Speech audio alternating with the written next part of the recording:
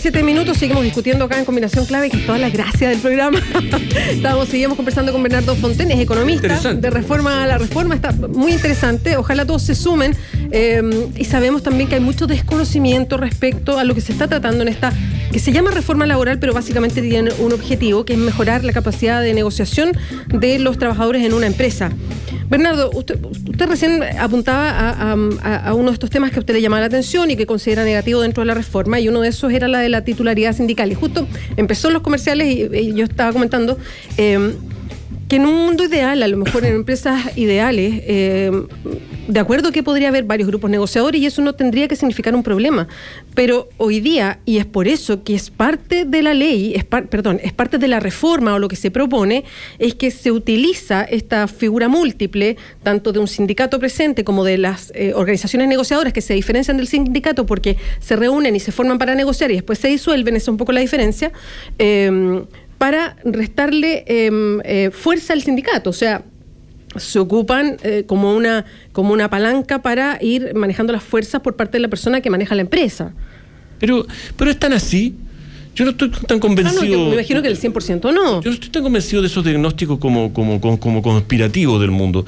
Yo veo, por ejemplo, la minería. La minería tiene un alto nivel de sindicalización. Sí, y son sindicatos muy fuertes. Muy fuertes, y obtiene unos beneficios sabrosísimos, ¿no? Lo sabemos.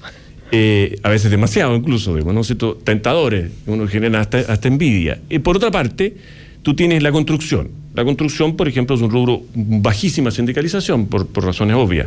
Sin embargo, durante el 2009 y 2010, y tomo ese periodo porque ese periodo se tuvo un gran auge de sueldo y de crecimiento del empleo. Este gobierno ha sido desastroso en el tema del empleo, por consiguiente en el tema de los sueldos. En ese periodo, el sector que más aumentó los sueldos fue el de la construcción, por lejos. Y no tiene sindicato, o no tiene, pero muy poco. Entonces, el punto es que hubo una escasez enorme de mano de obra. Y había hasta aviones que traían gente de Concepción al área minera, digamos, de Chile para trabajar. Entonces, pero pasó por el boom del precio del cobre. Claro, porque había una necesidad enorme y una escasez de mano de obra. Entonces, yo creo que lo que te quiero decir es que yo creo que los sindicatos son buenos, tiene que haber una buena legislación, una legislación justa, no se les puede perseguir, toda la razón, perfecto, pero no es la única manera de generar relaciones laborales justas y mejores salarios. Y yo prefiero que las personas elijan. Puede haber alguien que quiere estar en el sindicato y bien por él y yo estoy de acuerdo, feliz. Pero puede haber alguien que no quiera estar, o puede haber alguien que quiera formar un grupo negociador. Porque además las empresas no...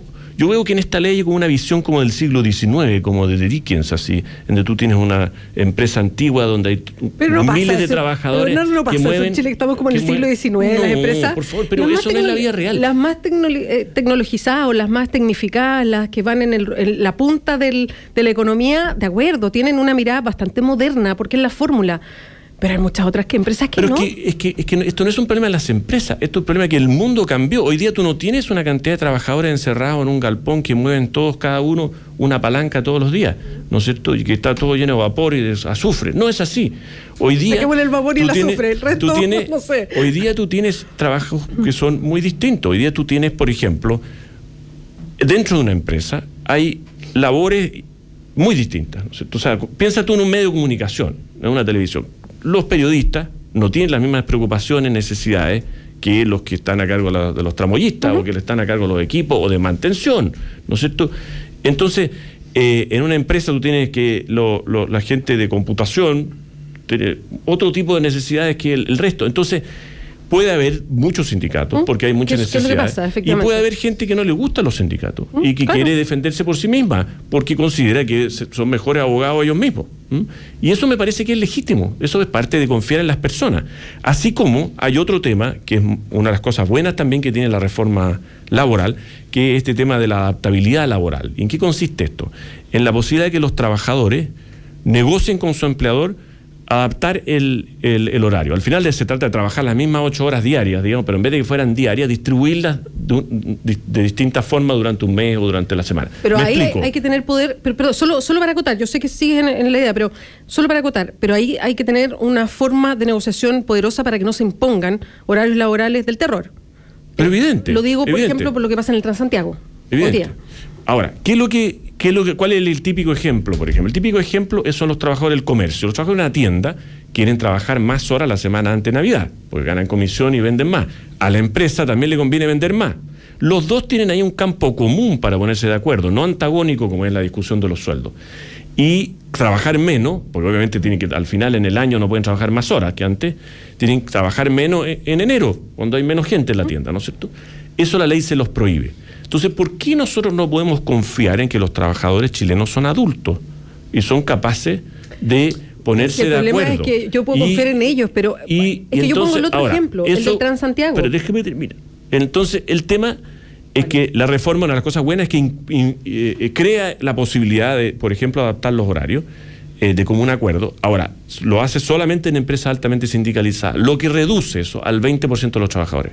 Y eso entonces deja a las pymes fuera, como de segunda categoría una vez más, incapaces de competir contra las empresas grandes y a la mayoría de los trabajadores sin la posibilidad de flexibilizar sus horarios. Yo tengo dudas respecto de dos puntos que mencionaste hace un rato. Uno que tiene que ver con la capacidad de descuelgue o de salir de la huelga de los trabajadores. Yo he participado de dos huelgas, en dos medios de comunicación grandes, digamos, y el descuelgue me parece altamente negativo para el sindicato o para el trabajador en general, digamos, para lograr acuerdos, en el sentido de que muchas veces la empresa intenta llegar a acuerdos por debajo, con la mitad de los trabajadores, por ejemplo. Eso le quita poder de negociación absoluta al sindicato y puede ocurrir en caso de descuelgue, digamos. Y el otro punto que a mí me quedó dando vueltas hace un rato tiene que ver con la capacidad que muestre el empresario de perfeccionar al trabajador. Porque tú decías, se paga menos sueldo porque el trabajador chileno no está tan perfeccionado como el americano, por ejemplo. Y en ese sentido, ¿de quién es la responsabilidad? Perfeccionarse por cuenta propia, de quien gana tan poco que no le alcanza siquiera para cubrir las necesidades básicas de la casa, o del empresario que quiere mejor mano de obra.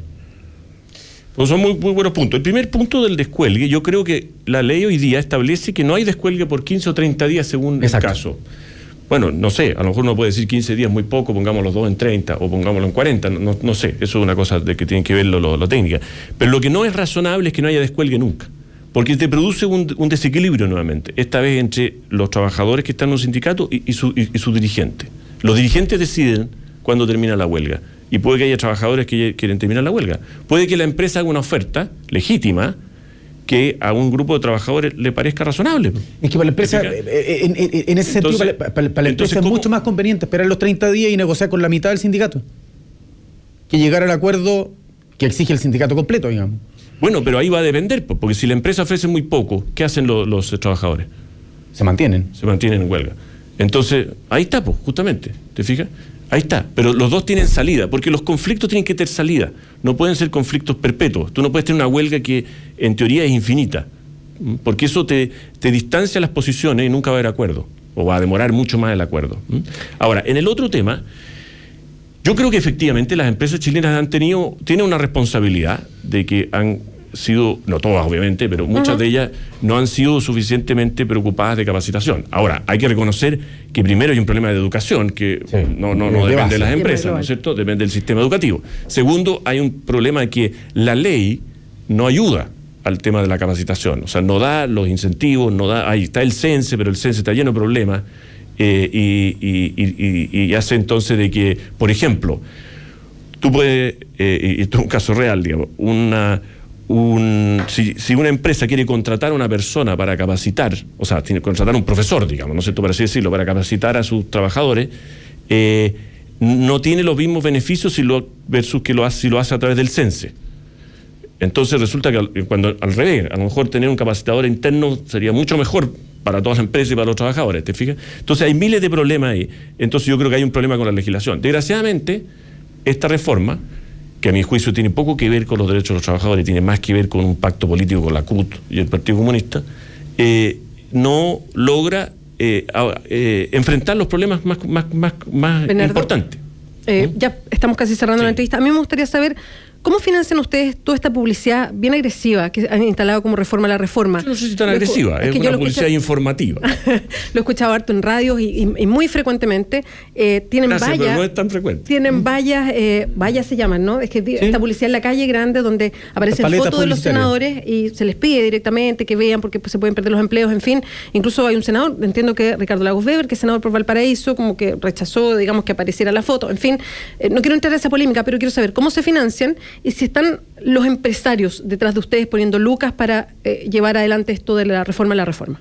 Mira, nosotros, como tú muy bien decías, consideramos que hay muy poca información y hay, respecto a la reforma y sobre las consecuencias, y por eso nosotros hemos hecho una campaña de radio que busca decir, cómo, si parte diciendo cómo estar a favor o cómo estar en contra de la reforma si no estamos informados, y establece una pregunta y una respuesta, por lo menos en nuestra visión. Y busca entonces hacer entender a las personas que todos vamos a ser afectados por esta reforma. Esto no es un problema para allá lejos, digamos, sino que incluso una dueña de casa va a ser afectada. Y tiene que participar, porque nosotros somos de la opinión de que los ciudadanos tenemos que participar de las leyes, y estamos cansados de que haya un conjunto político encerrado en Valparaíso que hace las leyes a su manera. Ese es el sentido de esto. Ahora, harta caricatura con esa frase suya, harta caricatura con esa frase suya. ¿Qué? Un grupo de políticos encerrados haciendo ley en Valparaíso. ¿Y te parece que no fue así con la reforma laboral? ¿O no fue así con la reforma educacional? ¿O no fue así con la reforma binominal? Pero este grupo de políticos encerrados son parlamentarios, a uno le gustará los que salieron elegidos o no, pero uno votó por ellos, es parte de la fórmula democrática. Pero ahora estamos viendo que gracias a que pasara una reforma tributaria, por ejemplo, pésimamente mal hecha, a la rápida, sin leerla, es totalmente irresponsable, la economía se ha caído. Entre otras cosas. Bueno, eso da como para otro programa, supongo, pero yo no me quiero distraer para contestarte las preguntas, perdona. Si hay más tiempo, yo encantado. El financiamiento. Nosotros nos financiamos con aportes de particulares, no tenemos ninguna empresa que aporte. Perdón, solo para precisar, ¿esos particulares son dueños de empresas? No.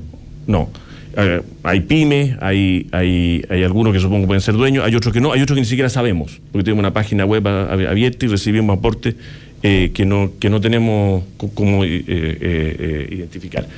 Ahora, es una mini campaña, yo agradezco enormemente que tú la hayas oído tanto como dices, porque es una mini campaña. Le he escuchado y le he visto harto. No sé si yo justo ando por los lugares y a la hora en que ponerle aviso, pero le he escuchado harto. Porque no te seguí. De hecho, no sabemos cuánto va a durar porque depende de cómo podamos conseguir aporte. Ahora, el tema de los letreros es una cosa distinta. Los letreros los han puesto las multigremiales regionales. ¿Las multigremiales son que como la SOFOFA, la CPC? No, las multigremiales son más bien organizaciones de pymes y de empresas medianas. Entonces, por ejemplo, digamos, la multigremial de Curicó, ponte tú, de la zona de Curicó, del Maules, creo que se llama, ha puesto un letrero donde está, claro, la foto del senador Saldívar y el senador Coloma, y dice los de la SOMA, y dice la reforma laboral golpea a las pymes, ¿cómo van a optar a ustedes senadores? Porque obviamente esto golpea mucho a las pymes. No alcanzo ahora a explicar por qué, pero la reforma está pensada una vez más en empresas grandes y se olvida de que hay 1 millón de empresas en Chile y que el 98% son empresas pequeñas o medianas. Entonces, ellos están demandando, supongo, que los senadores sean responsables frente a los ciudadanos, ¿no? Creo que si hay algo transversal dentro de los senadores es mirar con especial atención cómo esta reforma puede adaptarse a las pymes. A las pymes de verdad, sí, a las pequeñitas. No vi tanto esa intención, pero... yo lo he visto transversal eso. Ojalá. Ahora, y en esto lo que nosotros estamos haciendo es un poco... Nuestro ejemplo es Patagonia sin represa. Ahora, nosotros no contamos con los recursos de Patagonia sin represa ni con el apoyo internacional. No sé, yo no me metí en las finanzas de nadie. Yo sí sé. Así que no creo que podamos llegar a la masividad que tuvo eso. Pero eso es lo que nosotros seguimos como ejemplo. Vale. Bernardo, muchas gracias por acompañarnos hoy día. Gracias a ustedes. Acá Ha sido en muy Clave. agradable la conversación y muy interesante. Encantado. Ya son las 9:51. Ya viene el panel habitual que nos acompaña los días martes, panel de organizaciones ciudadanas que nos están esperando. Vamos a escuchar ahora. Dale, Pancho. Baby. Devendra